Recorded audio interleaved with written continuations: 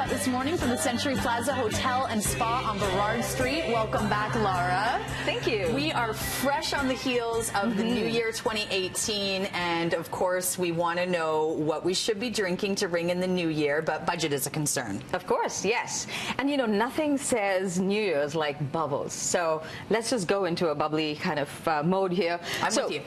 So we've got some options. If you don't want to spend too much, a good Prosecco or a Cava is just perfect.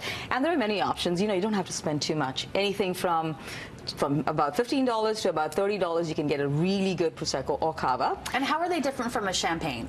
Very different countries. So Prosecco comes from Italy. It's made in a different way. And then Cava comes from Spain. It's actually made the same way champagne is made, but different grapes and a different style altogether.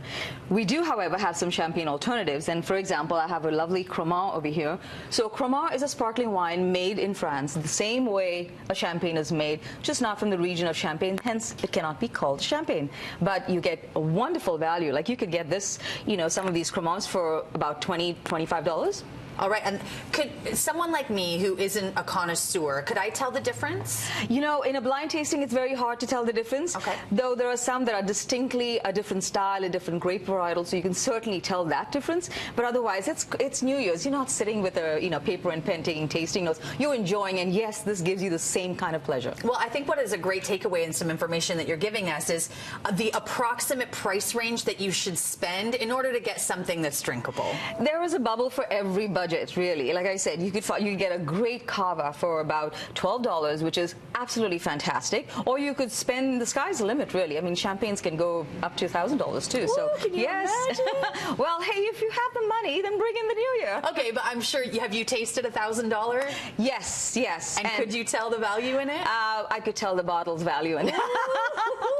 The bottle as in the bottle. Okay. Well, and now we've got some international. So Cava, Prosecco, very good idea. Champagne, fabulous. Yeah. But there are lots of international options as well. Why our very own BC makes a phenomenal sparkling wine. I've got some options here from South Africa. There's also from Australia. New Zealand makes them. Different countries make them. So why not? If you come from a certain country, you want to try putting out your best, go for it. You'll find it. So what's the difference between vintage and non-vintage? I mean, is it just old or last year? Excellent question. No. So vintage is, there is a very specific year that it was harvested in.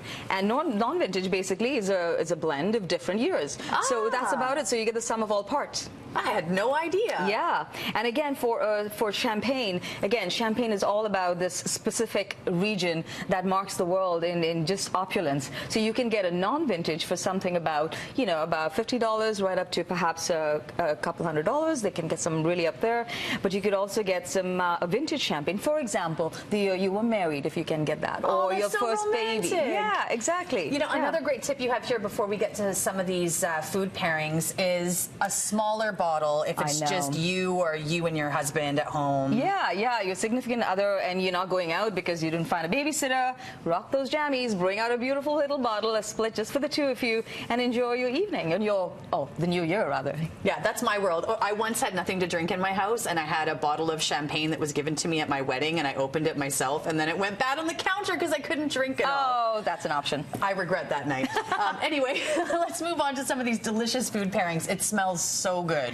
Yes, and again, you know, you've got your classics, like you've got foie gras, or you've got even oysters, but have some fun. The good news about sparkling wine is that it's got that carbon dioxide that cleanses your palate. So you can go with some cheese options. I've got like a Roquefort over there, some Brie, that's a Piave from Italy, a lovely Stilton from England, dim sum, Asian choices, why not? And of course, something like fish pakoras that can really, something spicy that'll actually absolutely... Is that what these are, fish pakoras? Fish pakoras, yeah. What's the dip that you brought with it? Just a little chutney that goes with it. Yeah, coriander, cilantro chutney. This all just comes so easy to you, and I'm going, okay, gotta take some notes after the show. Thank you so much for joining us again. Happy New Year. And to you too. Thank you so much. Happy New Year to you. Enjoy your bubbly at every budget. We'll continue next. We'll have a final look. Oh, thank you.